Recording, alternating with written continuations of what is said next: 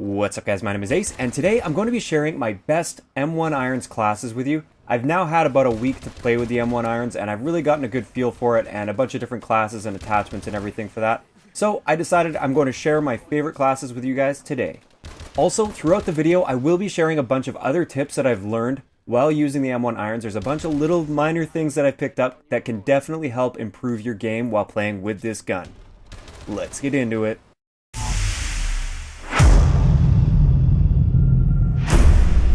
Alright guys, so let's start off with my basically go-to M1 Irons class. This is a non-Akimbo class. We will be going over an Akimbo class soon, but it's pretty straightforward. It's the M1 Irons with the laser sight. For perks, we have lightweight and low profile. This is because I like to use this class to really push onto the enemy's flank. I feel like that's where this gun excels. It's not the greatest for challenging enemies face-to-face, because a lot of times when you do that, you end up against more than one enemy, which this gun is not very good at. That's the big downside to this gun. So it's great for getting on people's flanks, so that's why I like low profile, and lightweight just helps me move around a little bit faster.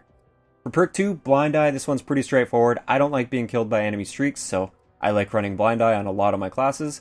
For perk 3, I use scavenger and blast suppressor. Now normally I would use toughness, but for the M1 Irons you don't really have too much ammo, especially if you're planning on going on a bit of a streak, which I am able to do with this class. So I prefer scavenger over toughness in this particular case, and blast suppressor is just always a must-have for me.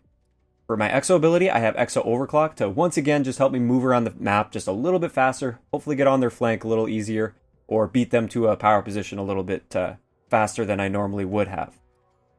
Then for our exo launcher, we have one stun grenade. I love using the stun grenade with this gun.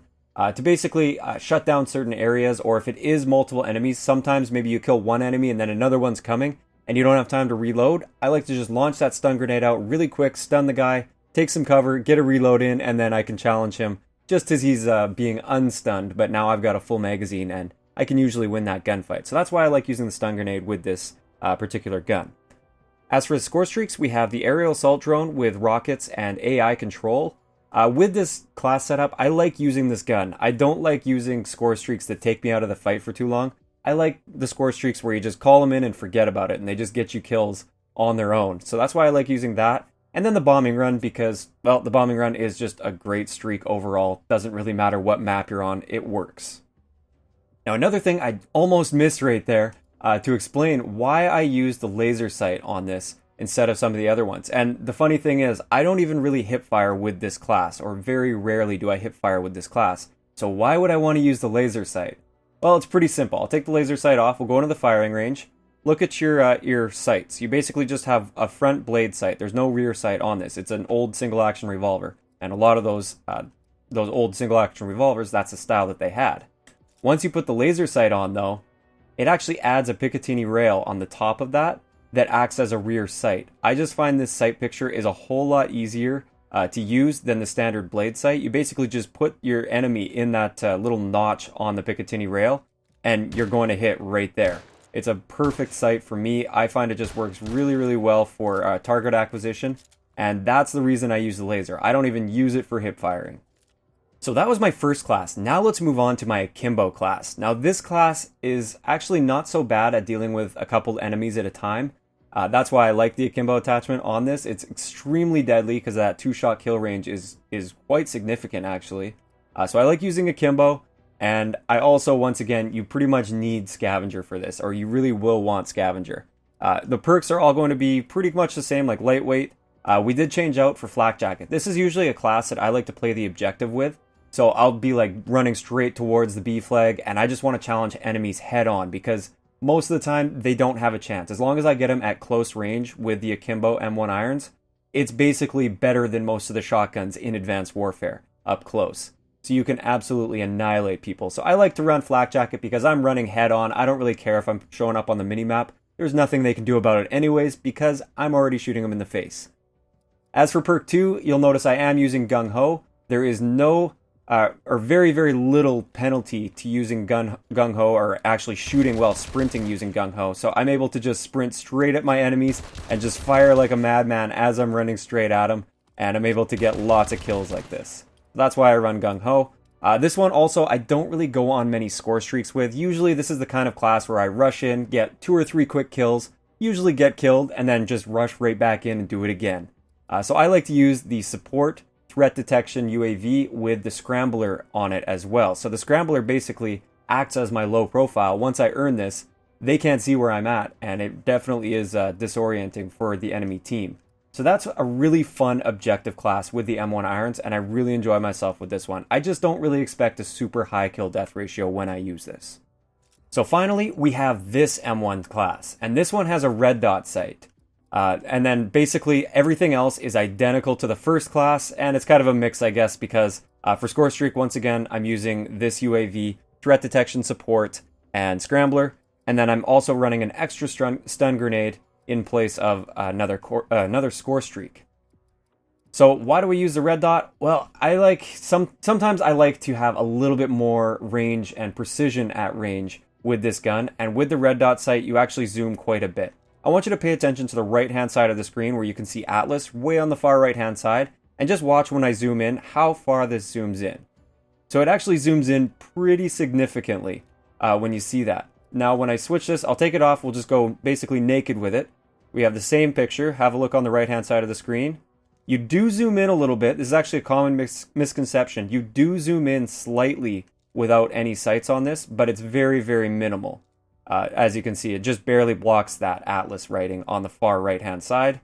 And one other thing that's interesting to note, I don't actually use this personally, but this was actually shared with me by the One Boom. He shared this little tip with me, and I was quite surprised to see this. If you have the tactical knife on, once again, watch that Atlas, and remember, I just barely covered Atlas without any attachments. With the tactical knife, you zoom in a little bit further, but not quite as far as with the red dot sight. So if that's kind of the ideal zoom that you want, you might want to try using the tactical knife. Plus, it's kind of nice to be able to knife people really quickly, and a really cool animation to flip your gun around. But I don't really personally like using the tac knife. I just wanted to point that out because it was something really interesting that I noticed. So yeah, I like using the red dot sight. Just gives me that little bit more precision when I'm trying to challenge people at a longer range. I can kind of snipe them with it as long as I control my fire. You can be very, very accurate with it, and it is still going to be like a 3-shot kill across the map, so that's pretty impressive.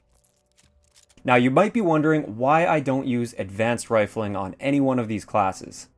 Well, essentially, the aim assist range is the range that I want to be challenging my enemies with this gun. Beyond that aim assist range, a lot of the time, I'll just throw advanced, it doesn't really matter if advanced rifling's on here. A lot of times when I'm challenging my enemies, wow, okay, I'm in a private match here. We'll just, I want to hop back into the firing range. There we go. Couldn't figure my fingers out. But let's just go right here. You can see the aim assist is not engaging on any of these targets here. That's out of my aim assist range. And that's still, I think, the 2-shot kill range. Let's just have a look here. Pretty sure this is a 2-shot kill range. Oh, I got to hit it first.